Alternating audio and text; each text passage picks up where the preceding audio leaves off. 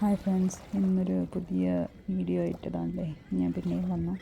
ഇതൊരു live recording ആണ്. അപ്പോൾ ഇതിൽ ചിലപ്പോൾ ഞാൻ പറഞ്ഞ എന്തെങ്കിലും തെറ്റുണ്ടെങ്കിൽ ഞാൻ തിരുത്തി എഡിറ്റ് ചെയ്യാനൊന്നും പോകണില്ല. അപ്പോൾ ഇന്നിപ്പോൾ ഞാൻ പറയുന്നത് എന്താ വെച്ചാൽ, എല്ലാവർക്കും ഇങ്ങനെ തിരമാലയിൽ കളിക്കാനും ഒക്കെ ഇഷ്ടമല്ലേ.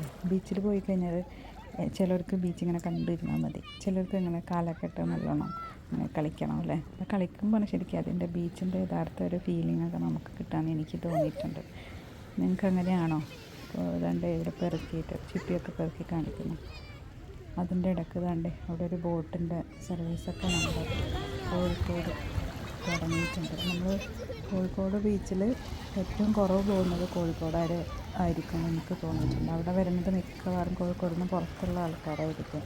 കാരണം കോഴിക്കോടുള്ള ആൾക്കാർക്ക് അവരുടെ ഒരു ലൈഫ് സ്റ്റൈല്, അവരുടെ ജീവിതചര്യ വിട്ടിട്ട് അവിടെ പോയി ആസ്വദിച്ചിരിക്കാനുള്ള ഒരു സമയമാണ് ഇത് കണ്ടെത്തുന്നില്ല എന്നതായിരിക്കാം സത്യം. എനിക്കങ്ങനെ തോന്നിയിട്ടുണ്ട് കേട്ടോ. ഇതെൻ്റെ മാത്രം ഒരു തോട്ടാണ്, ചിലരല്ലാത്തവരുണ്ടായിരിക്കാം.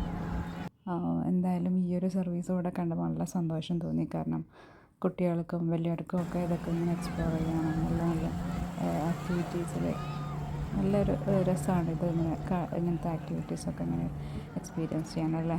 അപ്പം നമ്മുടെ നാട്ടിൽ ഇങ്ങനെ ഒരു സംഭവം ഉണ്ടെന്ന് കണ്ടപ്പോൾ നല്ല സന്തോഷം തോന്നി സത്യം പറഞ്ഞു. അപ്പോൾ ഇന്നത്തെ വീഡിയോ ഇവിടെ വൈൻഡപ്പ് ചെയ്യണം.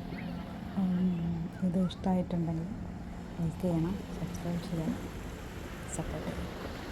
Thank you.